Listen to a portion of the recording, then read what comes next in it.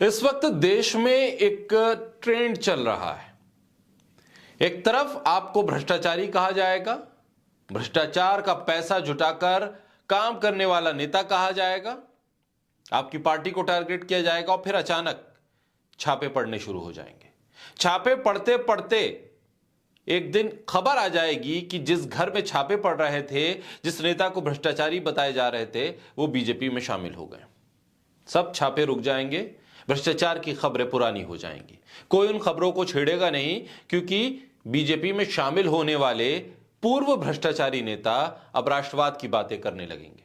जी हां, यही हो रहा है। बंगाल से जो खबर सामने आई है उसके मुताबिक पश्चिम बंगाल में टीएमसी के विधायक तापस रॉय ने बीजेपी का दामन थाम लिया।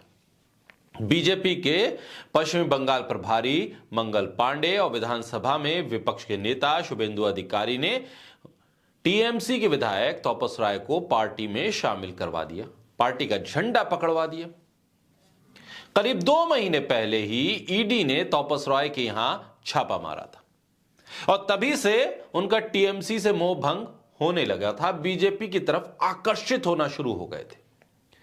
तापस रॉय को बुद्धि आ गई, उन्होंने बीजेपी ज्वाइन कर ली। जिन नेताओं को बुद्धि नहीं आई वो आज भी जेल में या ईडी के नोटिस का सामना कर रहे हैं या समन मिल रहे हैं उन्हें।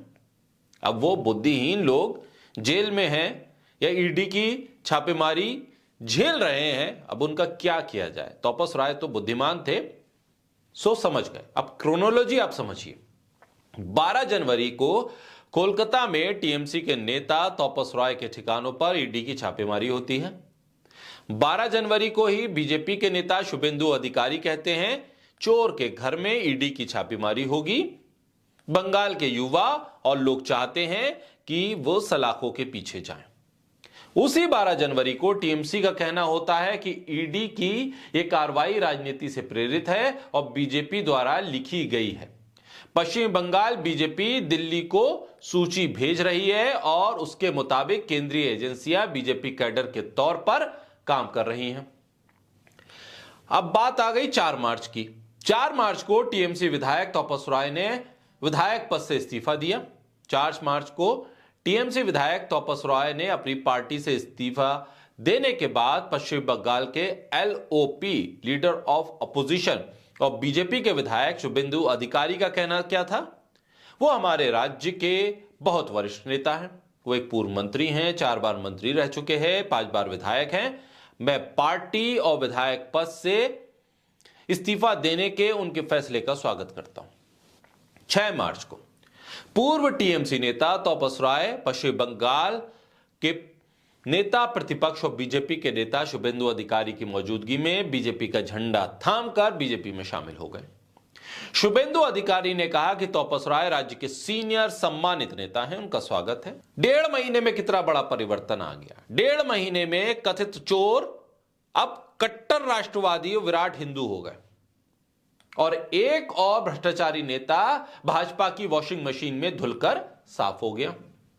तापस रॉय के बीजेपी में शामिल होने पर दिल्ली के मुख्यमंत्री अरविंद केजरीवाल ने भी सवाल किया और निशाना साधते हुए उन्होंने कहा कि ईडी और मोदी सरकार की यही सच्चाई है। कैसे लोगों को ईडी से परेशान करवाया जाए, बीजेपी में शामिल करवाया जाए।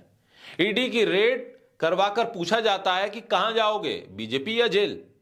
जो बीजेपी जाने से मना कर देते हैं उन्हें जेल भेज देते हैं। सत्येंद्र जैन, मनीष सिसोदिया, संजय सिंह अगर बीजेपी में शामिल हो जाएं तो कल ही बेल मिल जाएगी। अगर ऐसा नहीं करते हैं तो फिर जेल में रहेंगे। अब ऐसे में ईडी को लेकर जो सवाल थे वो और मजबूत हो गए। एजेंसियों के काम करने के तरीके पे जो सवाल खड़े होते थे वो और गंभीर हो गए कि आखिर एजेंसियां क्या इसी तरह से काम करती हैं। और बीजेपी और एजेंसी को लेकर जो सवाल विपक्ष करता है उसको बल तो खुद बीजेपी दे रही है, क्योंकि ऐसे तमाम नेता जिन पर भ्रष्टाचार के आरोप खुद बीजेपी ने लगाए उनको मंत्री और मुख्यमंत्री बना रही है। जिनके खिलाफ भ्रष्टाचार की पूरी बुकलेट जारी कर दी बीजेपी ने, उनको अपनी ही पार्टी में शामिल कर रही है। आखिर क्या माजरा है कि ऐसे भ्रष्टाचारी जो विपक्ष में रहते हैं तो बीजेपी को बहुत बुरे लगते हैं, लोकतंत्र का अपमान करने वाले लगते हैं और जैसे ही बीजेपी में आते हैं सम्मानित हो जाते हैं, माननीय हो जाते हैं, वरिष्ठ हो जाते हैं। और गोदी मीडिया भी जब ये भ्रष्टाचारी विपक्ष में होते हैं तो कहते हैं कि विपक्ष भ्रष्टाचारी है, भ्रष्टाचार का साथ दे रहा है, इसलिए एजेंसियां काम कर रही हैं। और जैसे ही बीजेपी में आ जाते हैं, बीजेपी का मास्टर स्ट्रोक हो जाता है, विपक्ष को झटका हो जाता है, चुनावी जीत का एक बहुत अहम मुद्दा बन जाता है।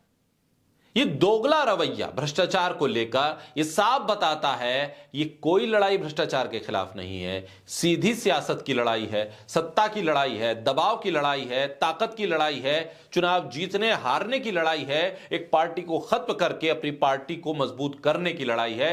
ये सिर्फ और सिर्फ ताकत के बल पर विपक्ष को छोटा साबित करके विपक्ष को खत्म करने की लड़ाई है।